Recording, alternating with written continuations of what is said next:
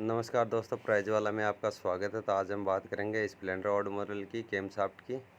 तो ये अपने पास एक कैमशाफ्ट है और इसके दोनों बेरिंग हमने बाहर निकाल लिए हैं, क्योंकि इनमें बहुत पहले आ चुका था और अब बहुत ही हैवी साउंड आ रहा था। तो हम आज इसके बेरिंग चेंज करेंगे। तो बेरिंग के पार्ट नंबर, प्राइस की बात भी करेंगे, तो वीडियो में एंड तक बने रहिए।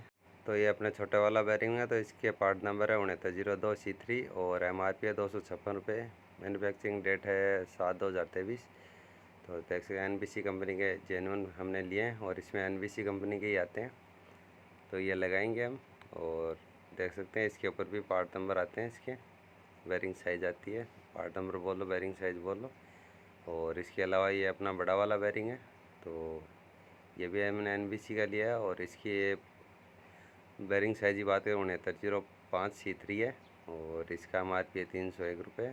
और ये भी सेम ही MFG रेट की है। तो इसको भी खोल के दिखाते हैं आपको।